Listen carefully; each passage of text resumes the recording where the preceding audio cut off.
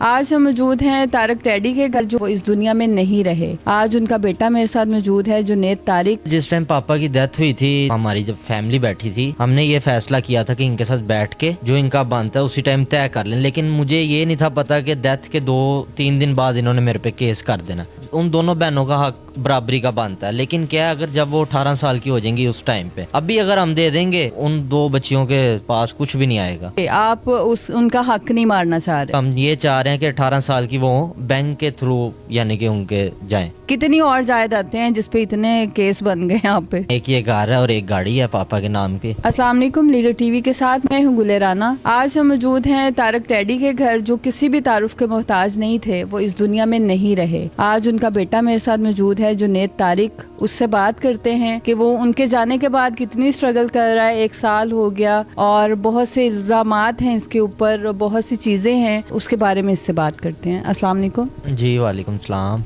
कैसे हैं आप? अल्हम्दुलिल्लाह, आप बताएं, आप ठीक हैं? अल्लाह का शुक्र। जुनैद, मुझे ये बताएं कि 1 साल हो गया आपके वालिद को गए हुए, तो कैसे गुजारा हो रहा है, क्या कर रहे हो? काफ़ी मुश्किलात आई हैं, आगे भी मतलब मुश्किल दौर है अभी।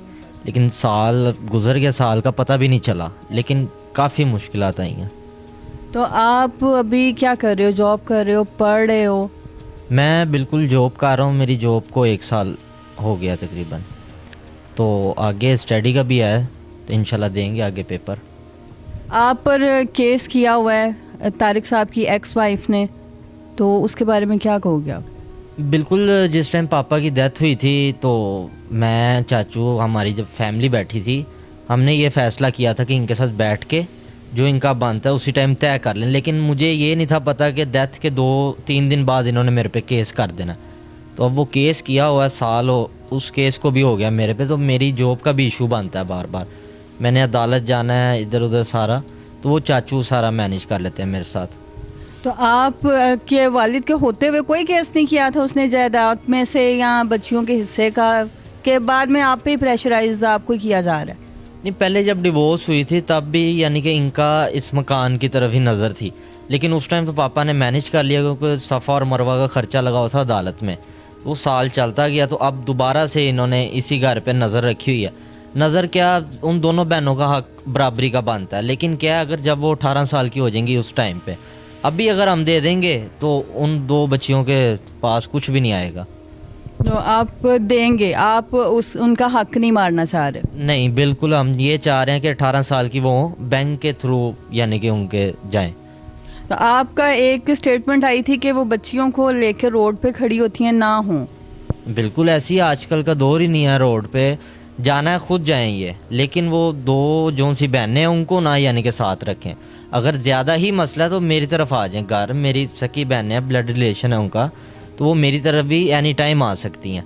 लेकिन रोडों पे लेके ना उनको घूमें, क्योंकि उनका भी मुस्तकबिल ख़राब हो रहा है। आप मतलब वैसे भी चाह रहे थे कि अदालत ना जाएं, सेटलमेंट बैठ के हो जाए, क्योंकि बच्चियां हैं उनके पास, उनका तो कोई ताल्लुक नहीं। चलो, वो बच्चियां जो हैं वो आपकी बहनें हैं, आपके वालिद साहब की औलाद हैं वो, तो आप उनको कोई पैगाम देना चाहें अभी भी, शायद वो मान जाएं और सुन लें। अभी तो अब फिर आगे इंशाल्लाह अदालत की डेट है, अगर मुलाकात हुई तो दोबारा इंशाल्लाह बात करेंगे। लेकिन हमने बात डेथ के शाम में कर दी थी, चाचू वगैरह सारे बैठे थे कि हम इसी चीज़ को यहाँ पे पैचअप कर दें। लेकिन उस टाइम ये नहीं था पता कि इन्होंने केस करवा देने। अच्छा, तो अब केस वो यही बार बार यही कह रही हैं कि जी मैं बेसहारा हूँ और मुझे जो है वो इंसाफ दिलाया जाए। अब इंसाफ जिससे मांग रही हैं वो खुद, मेरा ख्याल में छोटा सा बच्चा है, खुद उसको सहारे की ज़रूरत है, इससे सहारा मांगा जा रहा है। और इससे जायदाद के नाम पे अगर देखा जाए तो मैंने एक घर देखा है इनका, तो उस पर आप क्या कहोगे? कितनी और जायदादें हैं जिस पे इतने केस बन गए यहाँ पे? पता नहीं, वो तो दिगर प्रॉपर्टी भी कहती है, लेकिन एक ये घर है और एक गाड़ी है पापा के नाम की, वो उनको पता, उसी पे उन्होंने यानी कि केस किया हुआ हमारे पे। तो आप क्या कहना चाह रहे हो कि वो ठीक है, वो अपने राइट पे हैं, वो लेडी जो हैं? बिल्कुल राइट पे हैं, लेकिन सफ़ा मरवा को वो सही गाइड नहीं कर रहे। ठीक है, वो अभी छोटी हैं, लेकिन उनको रोडों पे लेके जाना, अदालत उनको साथ लेके जाना, इस चीज़ को मैं नहीं समझता। अदालत भी अगर उन्होंने आना तो खुद आए, क्योंकि ये उनके यानी कि उनका भी समझे घर है। सेल तो होना है एक दिन, ठीक है, आज भी होना है सेल, ये कल को भी होना है। तो क्यों ना वो 18 साल की हो जाएं, ताकि उनको ये पता हो कि जी हाँ जी पापा के बाद भाई ने कुछ ना कुछ हमें भी दिया। अभी अगर हम ये कर दें तो वो औरत खा गई तो फिर तो वो 2 बच्चियों का भी कुछ ना बना, सफ़ा और मरवा का। आप सीधा ये कह रहे हो कि अगर ये बिकता है तो उसमें आपका और आपकी 2 बहनों का हिस्सा है, आप ये मानते हो, तो फिर तो लड़ाई ख़त्म हो जाती है। लेकिन वो कहती है अभी सेल करो। अभी अगर हम सेल कर देते हैं तो फिर तो उनके हिस्से कुछ भी ना आया।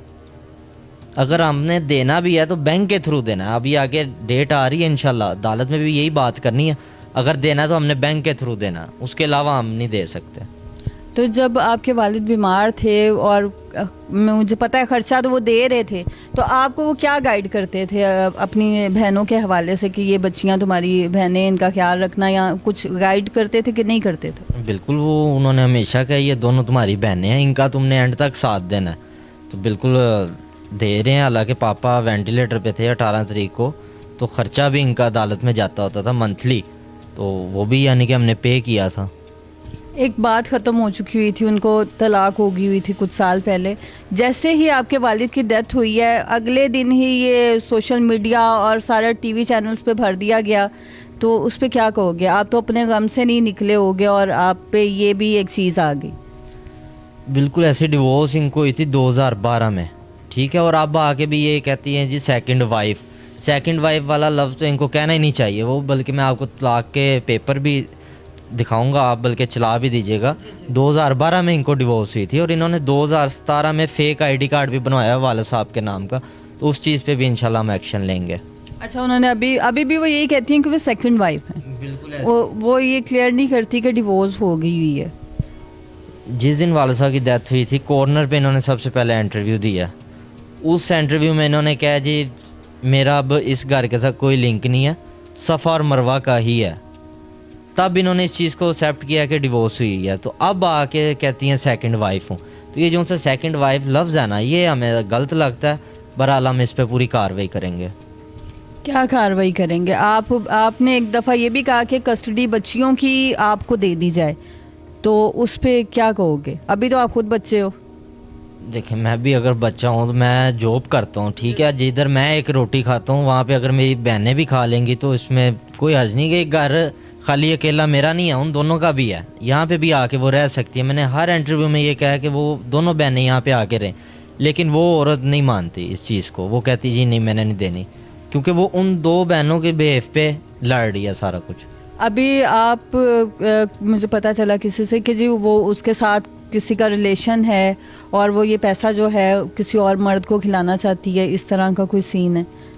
देखिए, मैं ये बात तो नहीं करूँगा, लेकिन रिलेशन उनके बहुत ज़्यादा है, ठीक है। हर बंदे के साथ वो कांटेक्ट में है, क्योंकि जब पापा ने डिवोर्स दी थी, एक ये भी वजह थी, उन्होंने कॉन्टैक्ट लिस्ट सारी कॉपी कर ली थी अपने मोबाइल में।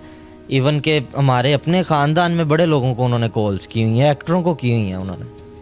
तो आप ये सारे आपके पास सबूत हैं इन चीज़ों के कि अभी वो उनके नाम से आईडी कार्ड बनवा चुकी हैं और ये वॉइस नोट वगैरह भी हैं तारिक साहब के कुछ पहले के, तो वो सब चीज़ें आपके पास हैं एज अ सबूत? बिल्कुल, सब कुछ है। कॉल डाटे भी हैं पुराने, जिनको कॉल मिलाती थी। पापा की वॉइस भी है, वो भी इंशाल्लाह आपको दिखाएंगे, आप चला दीजिएगा। तो आप मतलब यही चाह रहे हो कि ये सेटलमेंट अगर आराम से घर बैठ के हो जाए, क्योंकि अदालतों के चक्कर जाहिर है कि ना तो वो औरत है उनको भी नहीं सूट करता, आप अभी बच्चे हो, जॉब कर रहे हो, पढ़ रहे हो, तो वो सब कुछ डिस्टर्ब हो जाती है लाइफ। बिल्कुल ऐसी है। मेरी अपनी लाइफ इन्होंने डिस्टर्ब की। मैं ऑफिस से सीधा अदालत जाता हूँ। हमने पहले दिन ही ये सोचा था सेटलमेंट कर लें, लेकिन हमें ये नहीं था पता इस औरत ने अगले दिन हम पे केस कर देना हर चीज़ का। अच्छा, इसने नेक्स्ट डे ही कर दिया? मतलब शरीफ गुजरे हैं तो उससे 2-3-4 दिन बाद घर नोटिस आ गया था केस का कि आप इस तरीक को पेश हो अदालत। तो मैं और चाचू हुए थे पेश अदालत में। तब भी हमने यही कहा था जितना हक बनता है वो इन 2 बच्चियों का देंगे। तो आपके खिलाफ नोटिस आया या चाचू के खिलाफ आया? मेरे खिलाफ भी आया था। चाचू के तो वैसे वो बहुत ख़िलाफ़ है, पता नहीं क्यों ख़िलाफ़ है। अब आके उनको सारी चाचू की बातें याद आती हैं। पहले भी चाचू से तब करनी चाहिए थी बात, अब आके वो चाचू की सारी बातें करती हैं। बहरहाल कोई नहीं, इंशाल्लाह अल्लाह देख रहा है सब कुछ। चाचू के खिलाफ क्यों है? आपको नहीं लगता हो सकता है आपके चाचू ने कोई ज्यादती की हो उनके साथ? नहीं, अगर की भी है तो वालिद साहब को भी बता सकते थे, तब क्यों नहीं बताया? अब आके ये पहले वाली सारी बातें कर रही हैं, मीडिया पे ऊपर से कर रही हैं। अगर तो चाचू ने कुछ किया है तो पापा को बताते। पहले भी हमारे इंटरव्यूज़ होते रहे हैं, इन्होंने भी दिए हैं, तब क्यों नहीं इन्होंने चाचू का नाम लिया? अब आके वो ले रही हूँ। अब आके वो चाचू को यानी कि हाईलाइट कर रही हैं। आपने देखा ये हैं तारक टैडी साहब के बेटे, ये अपना हक जो वो बच्चियों का हक है ना वो मार रहे हैं ना वो मारना चाहते हैं। इनका यही है कि सेटलमेंट कर लें, मैं बच्चियों का हक दूंगा मगर प्रॉपर एक तरीके से और एक वे के साथ। इन लोगों ने इनका बहुत से महीने की जो मंथली वो खर्चा था वो भी ये अदा करते रहे हैं। उसकी डिटेल्स हैं आपके पास? बिल्कुल सारी स्लिप्स पड़ी हुई हैं हमारे पास। इनके पास सारे सबूत हैं। तो फैमिली मैटर है, तारिक साहब नहीं रहे तो बैठ के अगर सॉर्ट आउट हो जाए तो ज़्यादा बेहतर है। इसके साथ ही मुझे इजाज़त दीजिए। अल्लाह हाफ़िज़।